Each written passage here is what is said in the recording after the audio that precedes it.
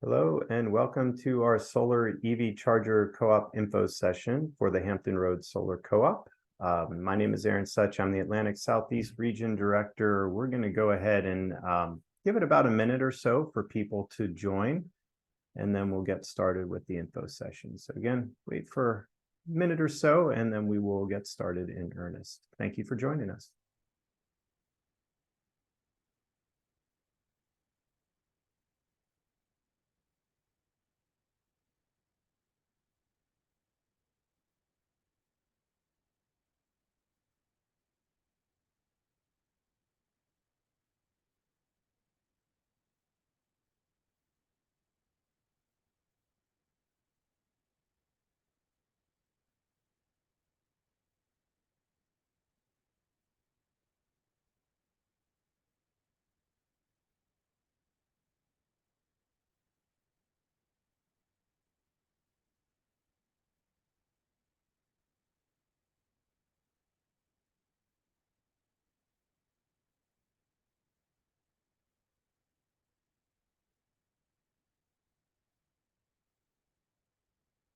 Okay, great. Well, we are going to go ahead and get started. Again, my name is Aaron Such. I'm the Atlantic Southeast Region Director for Solar United Neighbors. And I'm joined by my colleague, Roger Horowitz, who's going to be supporting our chat. We're also joined by Megan Hale, the City of Norfolk Sustainability Department, who's a collaborator on our group. We're really happy to have her, as well as official partners, the Sierra Club and Norfolk Solar. So during today's info session, we're going to get an introduction from Megan on their sustainability program. We're going to talk about how the solar co-op works, what the PV, solar photovoltaic, and EV charger systems are all about, technology, talk about financing options, and then we will be joined later in the hour by Ruth Amundsen to speak about some of the sunspots, low-income solar programs that are available to co-op participants. So again, happy to have you here. Just some very basic housekeeping. I think since COVID, we all are very fluent in Zoom. But just as a reminder, we're not going to be doing a join audio, but you are going to be able to submit your questions in the chat. So feel free to answer any or to ask any questions in the chat. Roger or even Megan, if they apply to the City of Norfolk, will be able to help answer those. After each section, I will be stopping for questions. So if there's some discussion items, we can stop and answer those. I will stop. And then just so you know, this webinar is being recorded, and we're going to share a link to the recording with everybody who RSVP'd. So it's a pleasure to have you here. I'm going to go ahead and turn it over to Megan. Go ahead. Hey, thanks so much. And thanks so much for having me on this evening. I'm Megan Hale. I'm the Environmental Sustainability Manager for the City of Norfolk. And I just kind of wanted to give the group a little overview of, what we're working on and how this collaboration kind of came to be. So if you wouldn't mind advancing to the next slide, Erin, we are proud to have a climate action plan. Is kind of our guiding principle within my division here within the Department of General Services. So we, our mayor set out to bring together community members who can help write this climate action plan a number of years ago, and our city council did vote on that and adopted that into practice. So it's a pretty bulky document and well thought out, but we have 63 different strategies to help reduce carbon emissions. And my role is to lead the big city, the city as a whole, and also the city government in our efforts to get us there. So a lot of what I do is networking. So I'm bringing folks together who are experts or who have an interest in helping us really move the needle when it comes to reducing our impact, especially, here in Norfolk. We deal with flooding all the time. And, one of the ways that we can possibly affect a change is to switch to more renewable energy resources. So Solar United Neighbors reached out to us and was interested in launching or relaunching a Hampton Roads solar and EV charger co-op. And we were intrigued. One of the action items in our climate action plan is to expand solar on rooftop residential properties. And for any of those on the call who may have explored this already, it's sometimes a little bit cumbersome. And so the city has worked really hard to kind of streamline that permitting process and make it a little bit, it's hard to believe, but faster than it used to be. So we're committed to, getting inspections going within 3 days of the request. So that's huge for our city, and we're really proud of what we're doing on our end here. So next slide.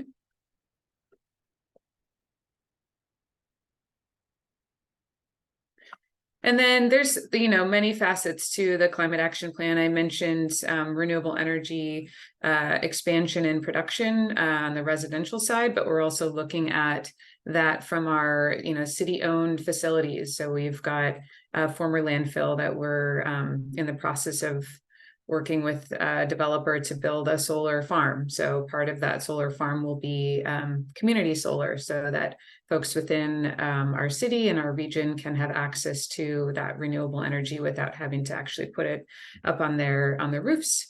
And then down on the bottom left there, food and agriculture. So it's a big part of being more sustainable is having access to healthy food that's, within our area. So expanding our Grow Norfolk urban agriculture program and working on kind of streamlining that process as well. So people who are interested can have a community garden right in their neighborhood and grow their own food.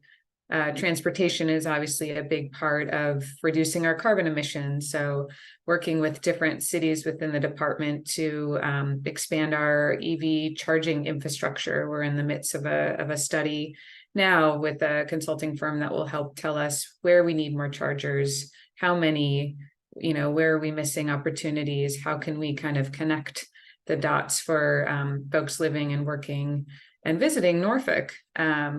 Building energy efficiency is, I'm very proud of what our facilities division has been doing, but, constantly upgrading our HVAC systems and really looking to, when we do replace something, do it well and do it right. We also track all of our energy consumption within the city, and we've set some pretty lofty goals to reduce that energy by 20% by the year 2032. So every day we look at this data, and we're working within our departments to help reduce that energy. And it really starts with employees, so that we can really walk the walk and talk the talk and showcase this to our residents and to our visitors. And then I'm going to jump over the next one and on the far right side, look at consumption and waste. A lot of what we do starts with how we purchase things. So if we don't need something, maybe we don't purchase it in the first place. And when we do purchase, look at, how we can effectively reduce or recycle or compost. And then I really strongly believe that everything does lead back to education, outreach, and engagement. And again, that's a big part of, my division's job, is making those connections and just educating folks. And really pleased with Solar United Neighbors and the education that they're putting out there. And then we look at all these things through a lens of equity as best we can. And, it's certainly a work in progress, but we're making great strides. So I'll have you go to the next slide.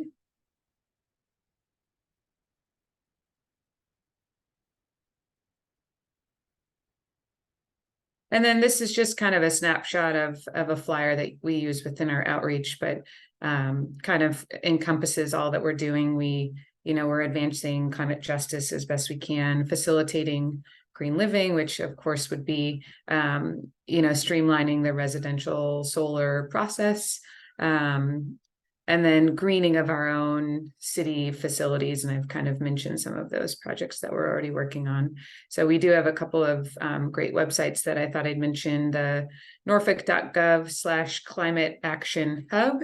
And then if you're specifically interested in solar, we have norfolk.gov/solar. And that's a great resource page, kind of all things solar. And, it's a good, it's a healthy government page. So there's a lot of words on there, but a lot of good resources and a lot of links to click you through. And then our email address for our division is sustainability@norfolk.gov. Next slide. Yeah, I think that was it for me. I just, wanted to say that this collaboration is hopefully going to lead us to more solar on our residential rooftops. And that's, again, one of our climate action goals as a city. So thanks for having me. Thanks, Megan. That's really helpful. And I just would want to say that your work in permitting is really appreciated. It's not something that like gets a lot of attention, but solar permitting is streamlining that is a great way to reduce costs to your residents in areas where the permitting process isn't as efficient. Installers have to pass on those costs. So it's a great way that's kind of a win-win money saver for the industry and for your residents as well. Yeah, and again, efficiencies are great with costs, but also with trying to limit some frustrations along the way so that if someone's really interested, we can get them through the system quickly. So thank you. Great. Well, thank you. All right, so we're going to go ahead and hop into the content of this webinar. And it's going to be how solar co-ops work, technology, batteries, EV chargers, and then solar economics. And after each section, I'm going to go ahead and stop and answer questions. And also there are going to be resources that Roger puts in the chat, as well as respond to your questions that you throw in the chat. So let's get started with who is Solar United Neighbors. So we're a vendor neutral national 501c3 nonprofit. In essence, we represent solar owners or prospective solar owners or people that want to participate in the solar revolution. And so we are an organization that essentially started by accident. In 2007, our founder, Anya, featured there with her son and his friend Walter, saw the movie Inconvenient Truth and decided that they were so inspired by the message to take action on climate change that they wanted to make an actionable decision. And that was trying to put solar panels on their row house in the Mount Pleasant neighborhood of DC. But this was 2007, and they discovered two things that were really big barriers. First, the price was literally more than 3 times, almost 4 times the cost of going solar today into 2023. But also it was really challenging knowing how solar worked, how to look at proposals, understanding the components. So Anya thought that she's being a smart mom and saying, well, if this is so challenging, why don't we just take our whole neighborhood solar and just magnify the impact of all of this work? Well, she underestimated her son's ability for community organizing. So he made it a church project and put flyers on almost all the doorsteps of Mount Pleasant, got about over 100 people that were interested in part of this group saying, hey, if you want to go solar as a group, we'll figure it out as ourselves. It will basically be the same cost or maybe a little bit less than what you're paying on your utility bill. And after about 2 years, they ended up taking almost 50 homes in the Mount Pleasant neighborhood of Washington, D.C. solar. So Solar United Neighbors actually started with Anya moonlighting with a couple volunteers responding to requests for other people to replicate that success story in other places, other parts of DC. So other neighborhoods wanted to do it. There was national press. So Solar United Neighbors literally started with a mom working out of her house. In fact, when I joined in 2014, we were 5 people and our office was still Anya's house in Mount Pleasant. So fast forward to 2023, we are now an organization of over 60 employees. We have members in all states, and we've run over 397 solar co-ops, which I'm going to talk about here in a second, and over 50 staff across 5 time zones. So we've really grown quite a bit. And I'm going to talk about our impact as we've grown. On the ground in 11 states, as well as Puerto Rico and the Washington District, DC. We've helped it's actually, I think, somewhat out of date, almost close to 9,000 families put solar on their homes. Here in Virginia, we've helped 1,200 and counting and done about 10 megawatts worth of installed capacity. Nationwide, we're getting up to over 70 megawatts of installed capacity. So that's an industrial scale level of solar on individual rooftops. And what we're really fighting for is an equitable energy system that directs control and benefits back to local communities. And solar energy on rooftops or on a ground-mounted system is really a perfect way to do that. So the way that we apply that through our theory of change is that we help people go solar, join together, and fight for energy rights. And, with Go Solar, we like to think of solar as a big ticket purchase, kind of like a vehicle. So, our job is to give folks the tools to make an informed decision, right? So it's about support with going solar on a new system with a co-op, or maybe support with existing systems, giving folks the tools to make that informed decision. Chances are, before you buy a car, you're going to know your budget, you're going to know what your needs are, know how to compare the market options. That's what our Go Solar program is all about. Or you may have trouble getting some maintenance. We're kind of like the AAA of solar, giving consumers those resources. And then another important part is the join together aspects. We found that people that put solar on their roof really want to connect with other solar owners. They want to attend social events, or we have a listserv in Virginia, which is a great resource if you're not familiar with it. It's a very practical discussion forum about all things solar in Virginia. So maybe you want to know a little bit about how a certain net metering rule works, or some specifics about Virginia solar. That listserv is a great place. Additionally, we offer resources such as battery storage guides, selling your solar home, as a way to help people join together and pool those resources. And lastly, we found that solar owners or prospective solar owners are really an important constituency. So we represent and mobilize that constituency to fight for energy rights. And that means ensuring that there's fair access to things that are net metering, one of them called net metering, which is really important. I'll explain later. In 2020, we passed a piece of legislation that made it harder for homeowners associations to block solar installations in their communities, and supported the Virginia Clean Economy Act, which has made significant strides for solar in Virginia. And then on a national level, helping to support the Inflation Reduction Act, and essentially fighting back against utilities which want to limit solar rights. So the good news is that this is a bipartisan, big tent approach. We get people from all political affiliations that connect, that want to get that practical support, join together, and fight for energy rights. So that is a little bit about us, and feel free to stop me, Roger, if there's any questions about Solar United Neighbors. Otherwise, I'm going to go on to how solar co-ops work. Go for it. Thanks. All right, thanks. So solar co-ops, you could think of it as a loose-knit voluntary buying group that works in a specific geographic area. In this case, we're Hampton Roads, all the way from Williamsburg to Virginia Beach. And it addresses those barriers that I spoke about earlier that Anya encountered when she tried to go solar in 2007. It addresses the cost as well as education barriers. So what we do is we make a RFP, a request for proposal, and essentially go out to installers and say, hey, we got 50 or 100 people that are going to be educated. They're going to have screened roof from Solar United Neighbors, and they're serious about going solar. Give us your best price. Give us a discount for that bulk purchase. And the other barrier is just supporting the customer through that process. So our job, and we're not doing our job in these co-ops, is unless you have those tools to make an informed decision. So we're going to talk about how the co-op works, but how to understand solar pricing, what might be the components that are a good fit. And then if you're having any sort of challenges during that process, we are there, just an email away or even a phone call away to, again, help you.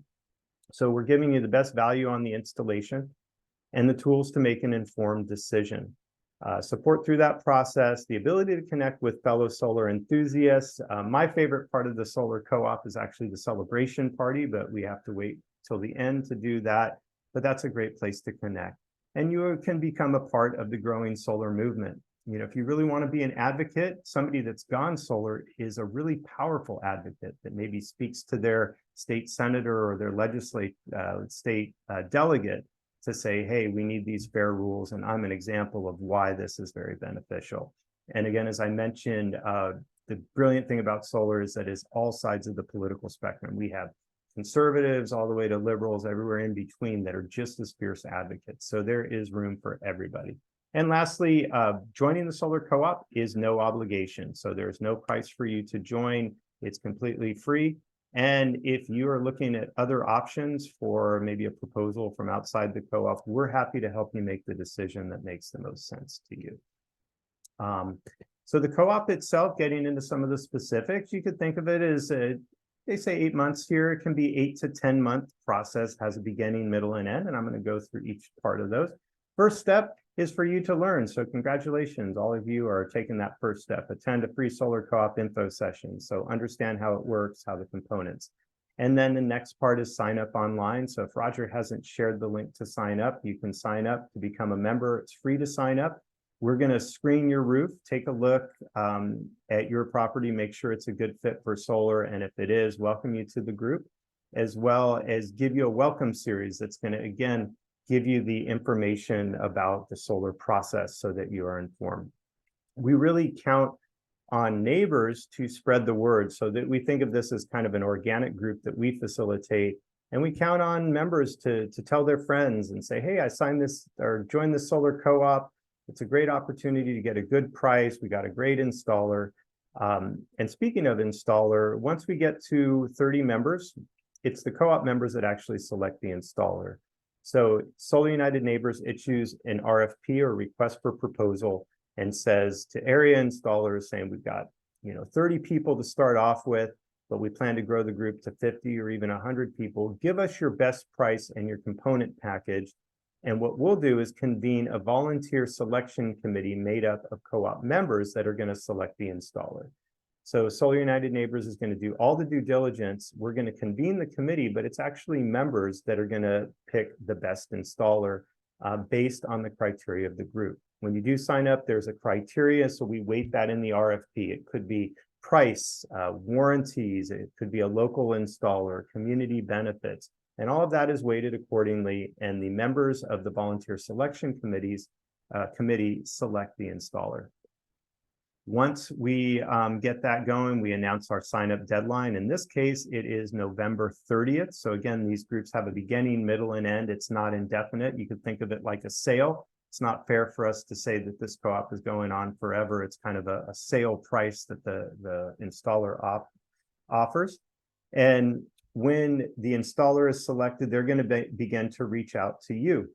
They're going to give you a customized proposal. The first thing that they're going to ask for is a copy of your utility bill, and I'll explain why that's important later.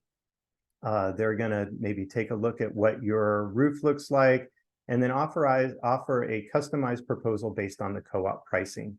So your neighbor may have a slightly different size system. Maybe you opt for a more efficient panel or EV charger, but you're going to get a customized proposal based on that co-op discounted pricing.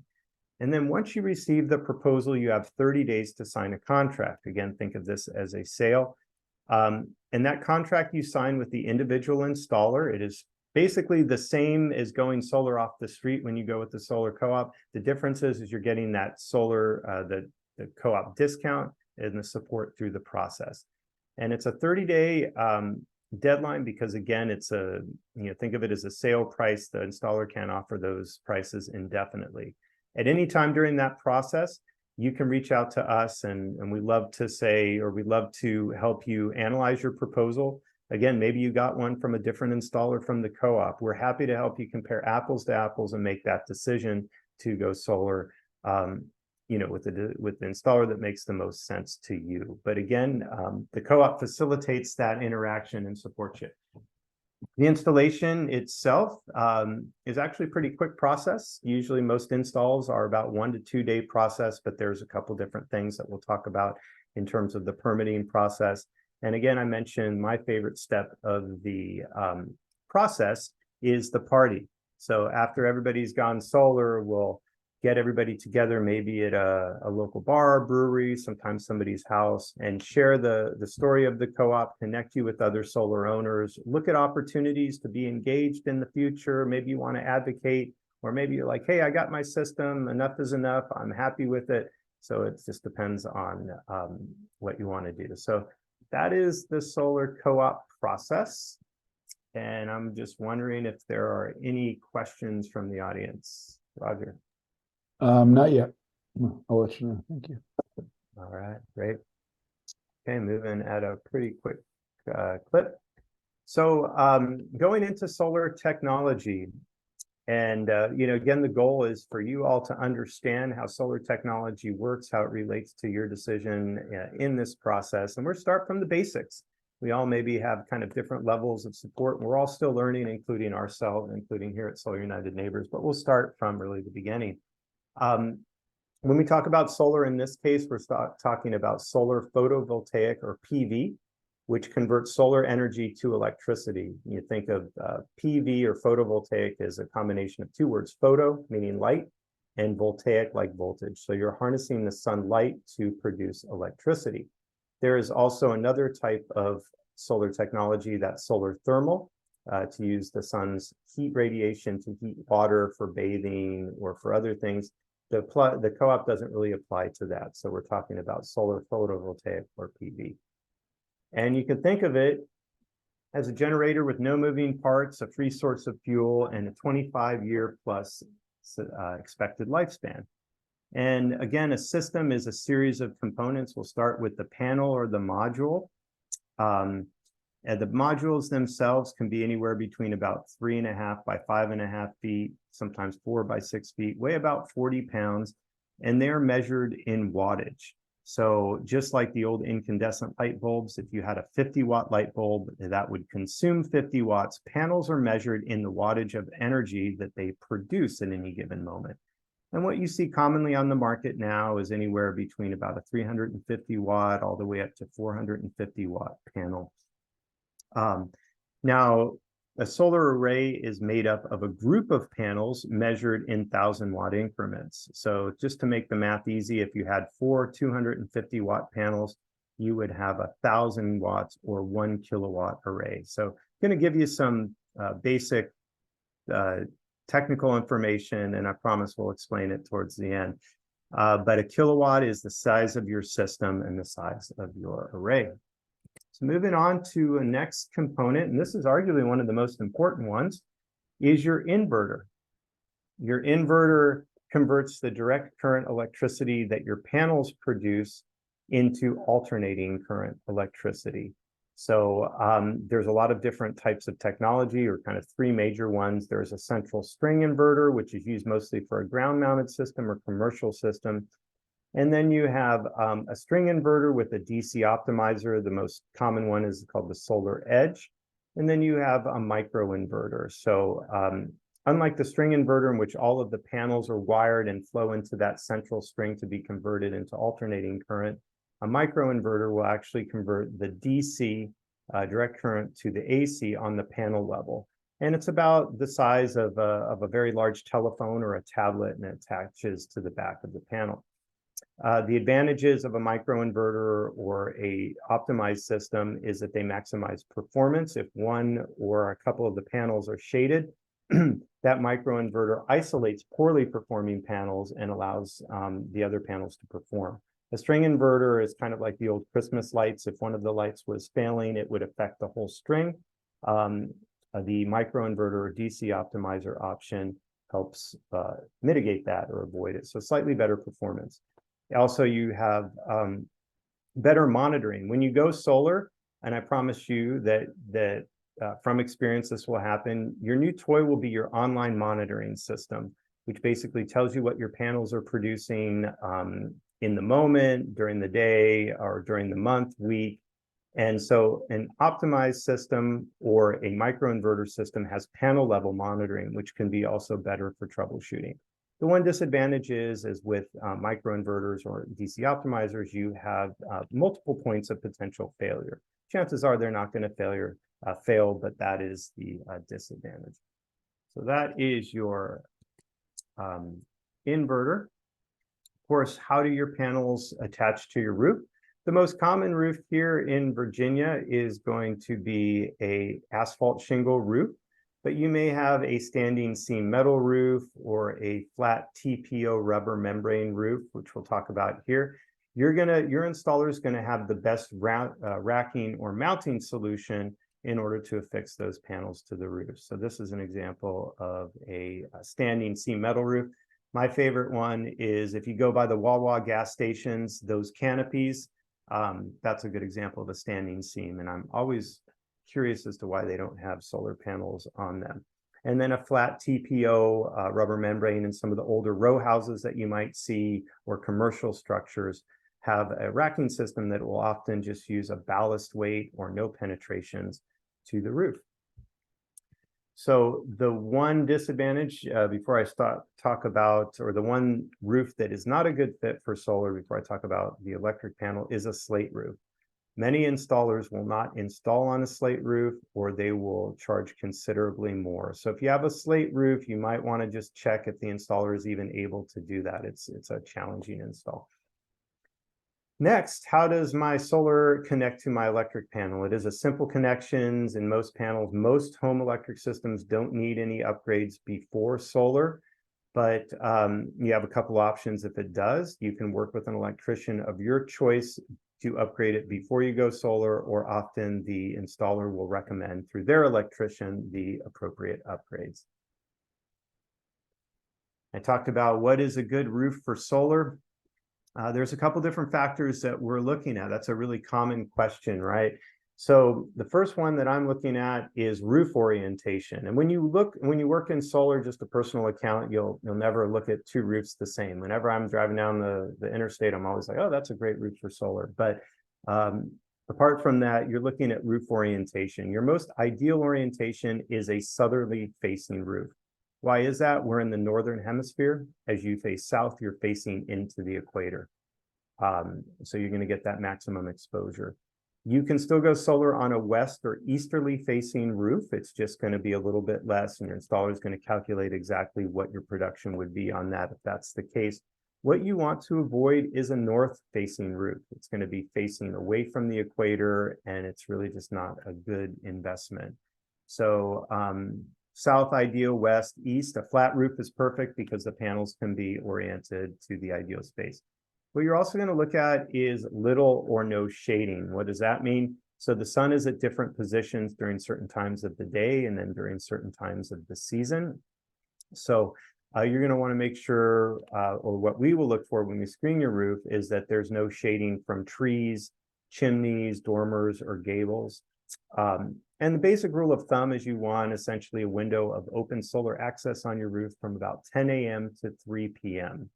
And so making sure, just because you get a little bit of sun in the middle of June on one roof facade doesn't necessarily mean it's going to be ideal.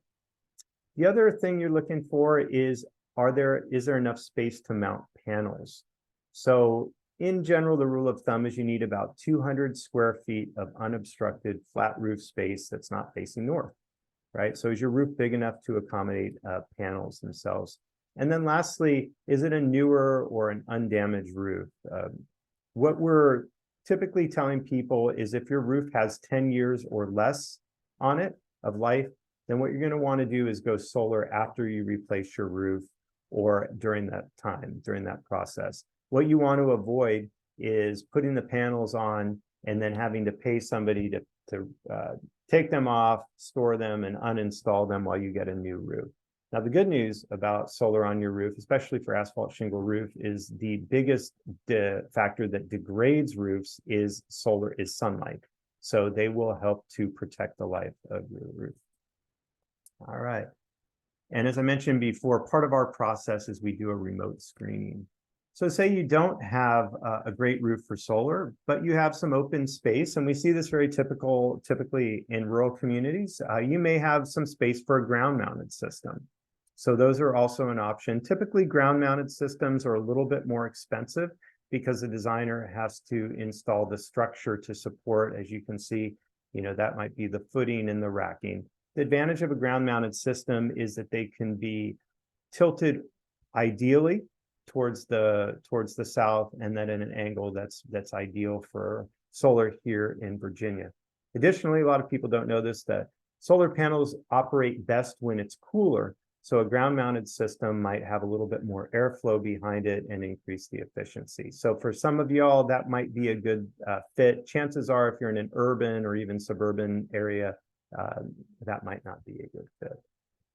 So kind of putting it all together and responding to a question that we typically get the most, you might be thinking this, okay, so what size system do I need and how much is it going to cost? And that's a question that's really hard for me to answer honestly, because the first thing the installer is going to do is take a look at your utility bill, and then they're going to say, okay, this is how much energy you use every year. And then they're going to design a system that's going to produce a percentage of that. So your system is going to be measured in kilowatts, as I mentioned. So this example here is 12 300-watt panels. That would be 3,600 watts or 3.6 kilowatts. Basically like saying, hey, my generator is a 5-horsepower generator. The bigger the system size in kilowatts, the more electricity you're going to produce. And electricity is measured in kilowatt hours. So even though kilowatts and kilowatt hours sound the same, they are apples and oranges. Kilowatt hours are the electricity that you produce, which is going to depend on your system size in kilowatts, right? Obviously, a 10 kilowatt system is going to most likely produce more than a 2 kilowatt system. But there are other factors, the way that it is oriented and tilted, if there's shading. And again, your installer is going to tell you exactly what a system on your particular property is going to produce and what percentage. What's the average system size? In Virginia, we see roughly about 6 to 7 kilowatts. And that size is based on your goals and your budget, covering annual consumption. Again, it's really hard for us to answer a common question, and that is, hey, I've got a 2,000 square foot home. How much solar do I need? Again, it's going to depend on how much energy you consume, but also what your budget is too. Typically, your installer is going to give you a quote that covers 100% of your electricity usage. Well, you can ask for a quote if your budget dictates that maybe it's 50% or 75%. So there is no one size that fits all. I'm going to go through why and how that's possible here, and then we'll stop in the next couple of slides for some questions. So the reason why you're able to produce a percentage of your electricity with solar is because most systems, about 99% of them, deployed are what are called grid tied, which means they tie to the grid. You have your, so just following the schematic, the solar array is going to produce electricity.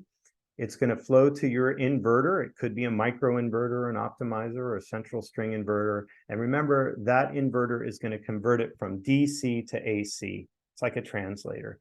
That's going to flow into your electric panel and then going to be used first in your home. But what happens if you are on vacation for a couple weeks during the summer, you have no appliances, no electricity being used, it's going to flow out to your utility meter. And I'll go into more detail here in a second. So this is introducing the process of what is called net metering. And just to repeat, panels are absorbing the energy from the sun, they flow into your inverter, and then it's used instantaneously by whatever you've got plugged in. So today when I came home from the office, I plugged in my electric vehicle, and I knew that electric vehicle was being charged mostly by my solar panels. But if, again, you're not using any electricity, your panels are producing tons of electricity, what it's doing is essentially spinning your meter backwards, and that excess is going back onto the grid, and you're getting a full credit for it. And that could be providing very high value electricity to your neighbors, maybe the gas station down the street. So this is a grid tied, net metered system. So some important things to know. You're going to get a full credit for your kilowatt hour or unit of electricity. In Virginia, we, depending on your utility territory, pay roughly about 12 cents a kilowatt hour. So whatever you produce by solar and you don't use, you're going to get a full credit. It's kind of like rollover minutes back in the day when cell phones used to credit whatever you didn't use into the following months. And with a solar system, it's very common to produce daily or seasonal surpluses, right? A good example is when you're home, nobody, you might be using electricity, but if you're in the office or, on vacation, you're going to have those surpluses that are going to be applied to the time that you use electricity, maybe at night. And then seasonal surpluses, we're actually kind of in the midst of a season where it's typical that you have surpluses. So spring and fall, you typically have a pretty good amount of energy that you send back to the grid. Why is that? It's because your heating and your cooling needs are less, and then you also have a little bit longer days and some cooler weather. Net metering is factored by an annual billing cycle, which is based on when you interconnect your system, not the calendar year. So if you interconnect your system in June, your billing cycle is going to be from June all the way to May. And again, it could be a percentage of annual offset. You may have a system that only produces 50% of your annual electricity needs, or maybe it's 100%. In some territories in Virginia, you can oversize your system by 50% in Dominion Energy territory if you're thinking about the future purchase of an electric vehicle. So net metering is a really important incentive, and that's why we fight really strongly for it. So a couple more slides and then we'll stop. I know it's a lot of information. So here's an example just to make it simple. On a monthly electricity bill, you consume 300 kilowatt hours of electricity, but that solar electricity that you produce is 250 kilowatt hours, and you would only pay 50 for the 50 kilowatt hours that you use. Or maybe you produce more than what you consume, maybe 350 kilowatt hours. That 50 kilowatt hours extra would be applied to your next month. What you do pay is a fixed connection charge. So in Dominion, before all the taxes and city, what they apply municipally, it's $6.58. So if you're producing all of your electricity, you're basically just going to pay the equivalent of the connection charge. As I mentioned, surpluses are carried over month to month and then summed out at the end of the year. It's an annual billing cycle based on the interconnection date. A couple more slides and then we'll stop. So the advantage of a grid-tied system is less moving parts. The disadvantage is if you just have a grid-tied system, no battery storage, when the grid goes down, your panels will not work.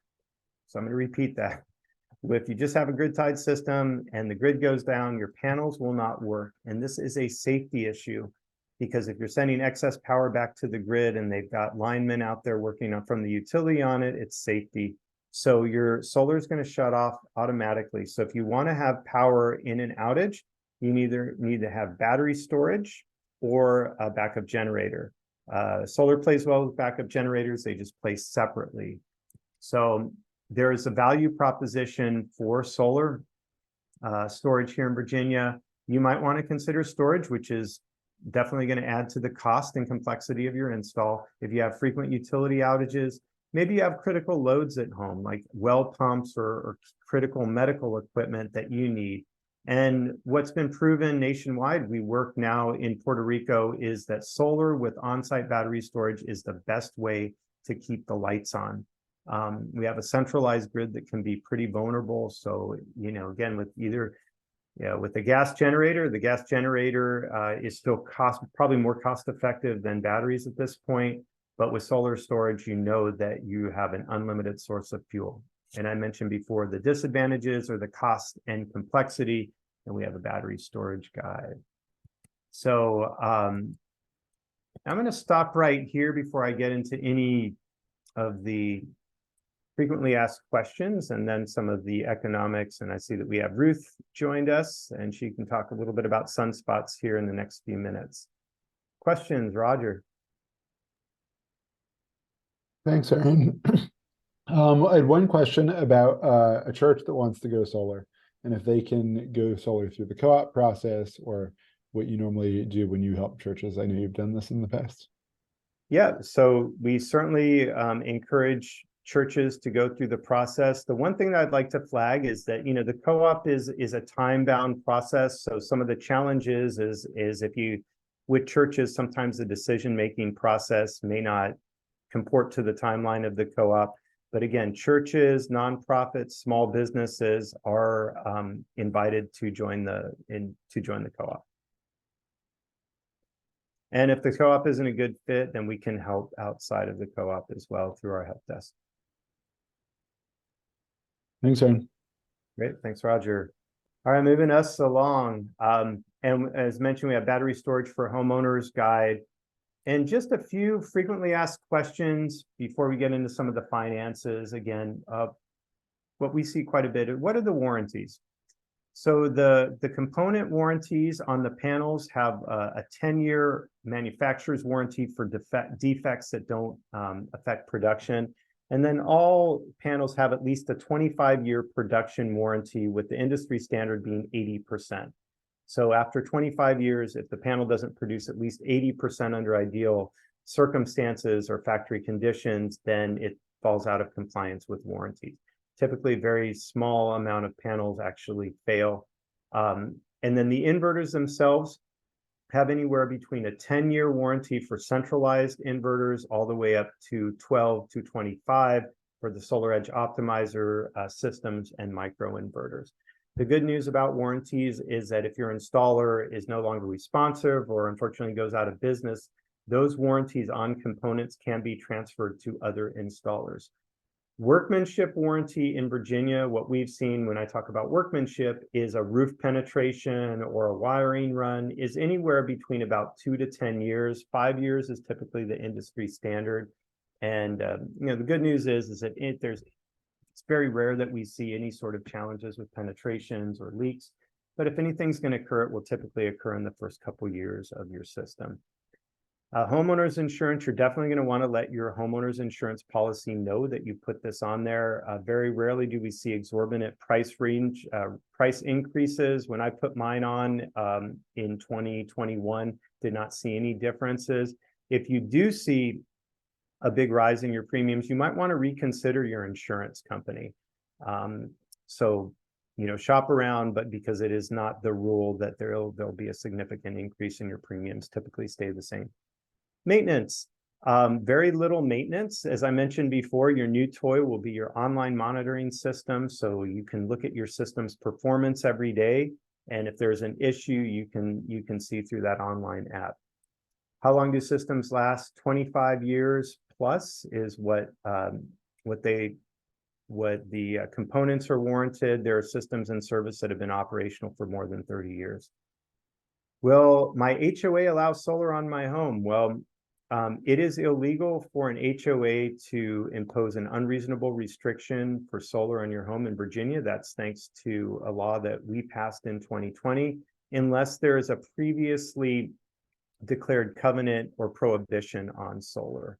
So an unreasonable restriction is if it increases the price by 5% or more, or decreases the production over the originally designed system by 10% or more. So again, just something to note there. What if I'm in a historic district?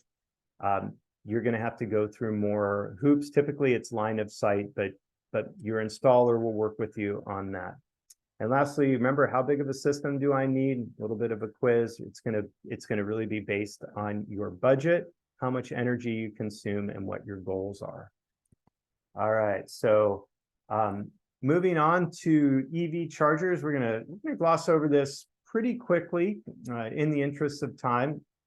One of the things that's great about the co-op and solar is that you're producing local fuel. Think of electricity as an amazing source of fuel. Think of all of the things you can do with it, right? You can heat, cook, cool, pump water with it, keep beer cold. These are very important things, right? And so now with solar panels on your roof, you can now size a system to produce your electricity for your vehicle. And so this co-op offers level 2 chargers. There's 3 different levels of charging. One's a basic, like a 120 outlet. Very slow charger. A level 2 charger is actually, it's like a 240 volt outlet, like a dryer or an oven range. Charging speeds are more than 6 times as fast as a standard 120 outlet. And depending on the type of charger and your vehicle, you could get 10 to 30 miles plus of charge per hour. The units themselves have a typical warranty of 3 years. Installation considerations, right? So even before you talk to your installer, as you're looking at this, these might be some things to consider. First is where. Is it an interior or exterior? Is it going to be on the inside of a garage or on the exterior of your house? Do you want a wall-mounted or a standalone pedestal? And that might be a consideration, especially if you have a commercial or maybe like a church building, right? Very important is your electric service able to accommodate that. So if your panel doesn't have at least 30 to 50 amps of additional capacity, that's not going to work. For commercial systems, you might want to look at network capability. So some commercial systems will do like a charge point where people can actually get an app to access that. And that can be good, especially if you're a business that wants to attract customers. Megan mentioned before their study in City of Norfolk where chargers are needed. I will tell you, with my electric vehicle, I will look at my app and I will choose where I eat, not only based on the food, but if they offer charging. So that's something to consider. Cord length is important. Cord length affects the price, as well as I mentioned, public access, and just really the aesthetics of the charger itself. It's going to be in your home or business. Really quickly on some of the prices. So your charging unit itself can be anywhere between $500 to $700. The installation, again, is like wiring a dryer. It requires a professional electrician, a certified one. And the installation, depending on what your site looks like, could be $500 to $2,000. And what would change that would be, if you look in this picture, that's a pedestal mounted system in more of a commercial property. That would be more costly than, say, a wall mount in a garage, because you have to run that infrastructure. There may also be infrastructure upgrades needed for your electric panel if you don't have the amperage. So those are what affect the installation cost. Your total cost for a charger can be roughly about $1,000 to $2,700. In the 2,700 plus. In the co-op, the advantage is that the installer has an electrician on site if they're wiring your panels, so there would be some efficiencies and some cost savings if they can wire your electric vehicle charger as well as your panels and not have to roll a separate truck. All right, solar economics. Any questions about EV chargers, the last things that I covered?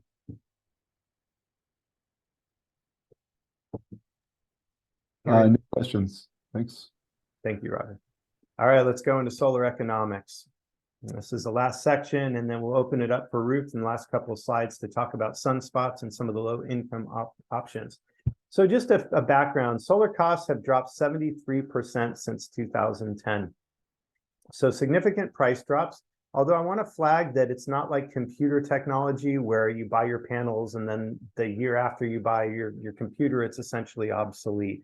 It's not taking on this Moore's law trajectory, as it were. But again, there's small improvements and cost improvements, but it's not like, next year the price is going to drop by 50%. Solar is a long-term investment. Again, I mentioned it's a generator with no moving parts and a 25-year lifespan with very little maintenance. You are hedging against rising utility rates. So what affects the payback of a system and the value of your electricity you produce by solar is how much your utility rates go up. In Virginia, and on average, we see about a 2 to 3% rise in utility costs every year. So with solar, you're hedging against those costs. In Virginia, your average ROI, or return on investment, is about 9 to 13 years. That's going to depend on the price of your system, the performance, and access to incentives. So that's why we really focus on ensuring that there's a lot of incentives, open access to solar in Virginia. All right. And I mentioned this before. So how do solar co-ops help reduce your cost? And the take-home message is that most of the cost of a solar installation is going to be soft cost. And what does soft cost mean? It's a non-component cost. So it's not your panels, your inverters. Soft cost is what it takes to sell a system. So solar companies pay a lot of money to sell systems and to reach customers. With the co-op, they're getting access to 75, 100 participants that are not only going to be available to them, but are educated about solar, that have screened roofs. So there's some economics of scale there. Solar companies are able to, if they're doing it in a confined geographic area, might be able to do 2 or 3 installs or sales visits in that confined geographic area that's closer, so they can plan their operations more efficiently. And then instead of turning in 1 or 2 permits with the co-op, they might be able to turn in 4 or 5 permits at the same time. So again, that's how the costs are, this cost savings are passed on to you, the consumer. All right, example pricing. So there's a lot of information here, and I'm going to admit I'm not a huge numbers guy. So I'm going to make this easy for you all, because it's important, I think, to understand how solar is priced, so you can understand when you get your proposal, whether it's through the co-op, what that pricing means. And then how does your system pay back? What are your revenue streams? So let's just start with a 4 kilowatt and an 8 kilowatt system, for example. Again, remember, solar is priced by the watt, not by the panel. So you would pay the same price per watt, whether it's 333 watt panels or 4 250 watt panels, if it's a 1000 watt system, right? And in this case, you have a 4 kilowatt system. If you multiply $2.75 per watt by 4,000, you get $11,000. That's your net cost. And then, of course, if it's an 8 kilowatt system, it's just going to be double that. Your system might be 5.7, but this is to illustrate how that pricing works. Your next thing to know is your revenue stream. So how does your solar system pay back? And there's a couple different revenue streams. So the more you understand that, the more you can look at your proposal and get an accurate view. The first one is your federal tax credit. It's an investment tax credit. And this is before the sale of another one that I'll call SREX, and I'll explain that a little bit later. But it's based on the investment. And we had some really good news. It was supposed to step down in the coming years. With the Inflation Reduction Act, is we got an additional 10 years at 30% federal tax credit. So this is based on the investment that you make, and it is only available if you pay federal taxes. So if you have a tax liability, that's what's going to trigger you being able to get it. But if you're retired or part-time, or just don't pay a lot in federal taxes, you have to pay into it to get that tax credit. So it's 30%, and you can see how the numbers suss out based on the size of the system.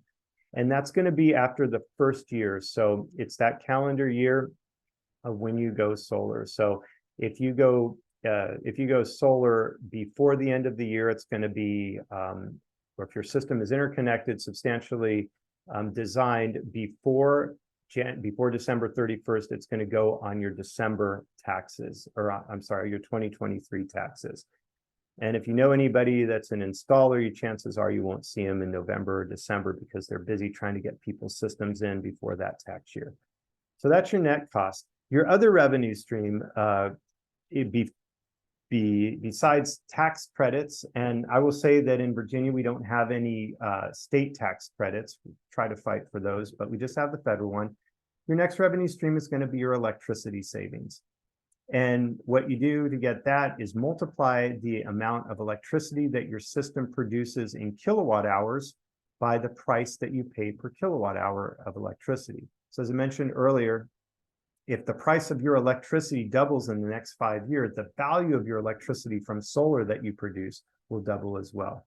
So on this slide, we've got estimated 1 year electricity savings for a 4 kilowatt or 1100 kilowatt, or sorry, 8 kilowatt system, the estimated 10-year savings. Again, the numbers are not so much as important as understanding the revenue stream.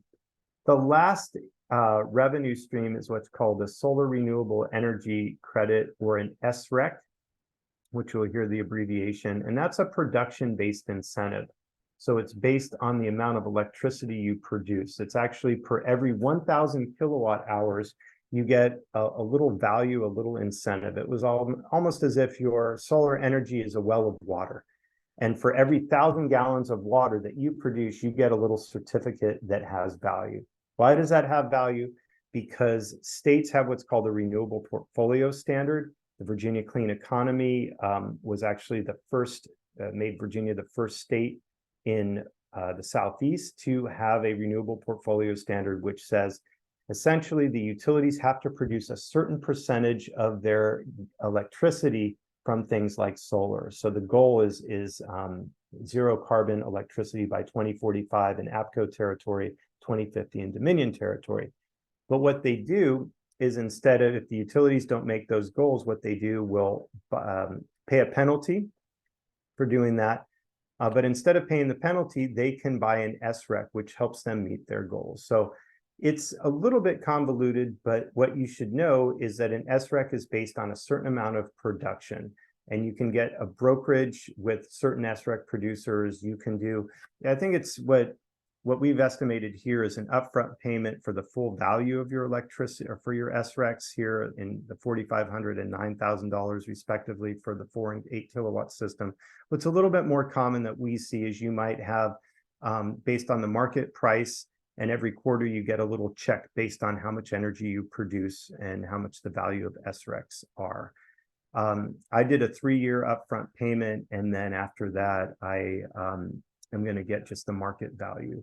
So again, just to give you the summary of this, and then we'll get into some of the financing options, turn it over to Ruth, is it's important to know how your system is priced. Remember, it's priced by watt, and to know your revenue streams. We have the 30% federal tax credit.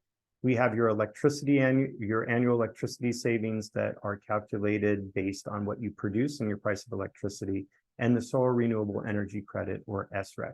The good news again is that in your installer's proposal, you're going to see all of these numbers gamed out, and we're also able to help you understand that as well. So financing through the co-op, there's a lot of different options. You can do a home equity line of credit, refi, and include solar. There are other types of loans. It's very common for an installer to offer different financing through installers financing co-op or financing companies. And then through Solar United Neighbors, co-op members have access to loans from Clean Energy Credit Union or Community First Credit Union. And again, we give you a lot of those options, and really just do the best research for the option that works best for you. And I'm going to take any questions, and then if there's any quick questions, turn it over to Ruth Amundsen. Cool. No questions right now. Thanks. Thanks. Ruth, the floor is yours. All right. Thanks, Aaron. Good evening, everybody. So if you don't have the cash to do solar and you don't want to do a loan, I run a program that will finance your solar. So you would get your designed solar through the co-op with no money out of pocket to you. And how that would work, you've heard Aaron say that systems can last, upwards of 30 years. I would buy the solar and take the tax credits, and then I would get paid back from you by your savings on your Dominion bill, because your Dominion bill is going to be lower since you're making a lot of solar electricity. So you would use those savings for about 8 years, and then I would be paid back for the solar, and I would give you the arrays. And that's my program, Sunspots. I've done 6 homes now in Virginia with this thing called a power purchase agreement, or a PPA, which means that you're agreeing to buy the solar from me.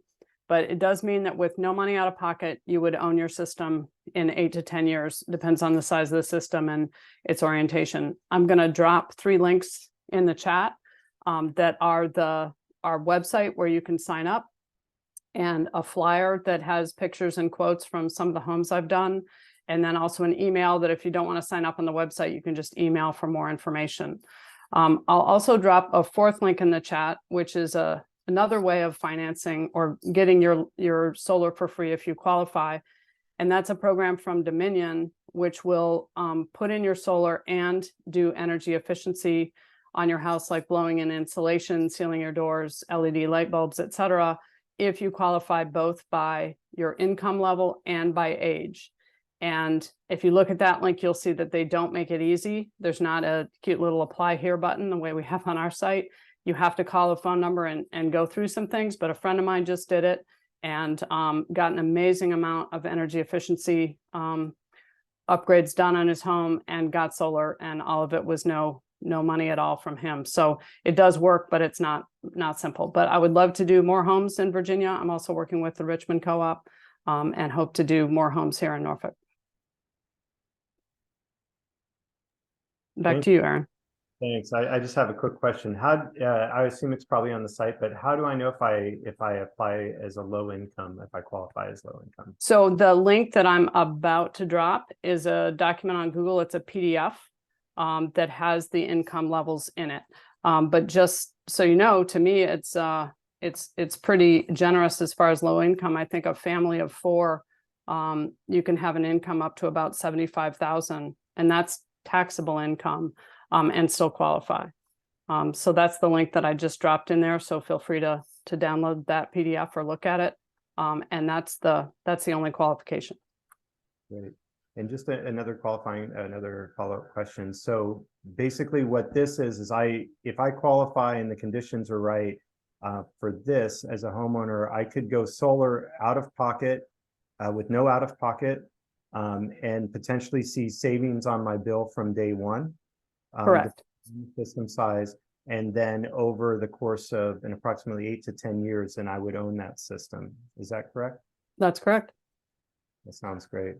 And I cover the maintenance during that 8 to 10 year period. So there's really no money out of pocket other than, like you said, making sure your home insurance is covering it, which I agree. We've always found that most insurers will cover that with no additional cost. Great. Well, thank you. Really appreciate you sharing that. No problem. Okay. So we've gotten through this pretty whirlwind, got you out almost at an hour. So what do I do next? Join the co-op. Again, Roger has dropped the link in there. This is no obligation.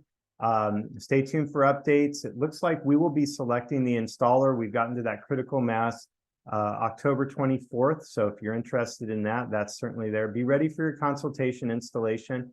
And then tell your friends and neighbors about the co-op. We really rely on organic word of mouth, and it's a win-win. You know, maybe you know somebody that doesn't know where to start in solar, wants a good deal, and is looking at a couple different options. The co-op, again, is no obligation, and we're happy to help either way. So even if you go solar with the co-op or outside the co-op. And additionally, we have the Sunspots offering.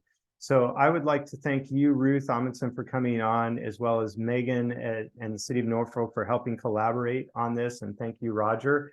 Unless there's any other questions or comments, you know how to reach us, and really appreciate you spending your evening with us. Thanks so much, Aaron. Yeah, no questions, but yeah, feel free to reach out to us. Thanks, everyone. Thank you all. Thank you. Bye-bye.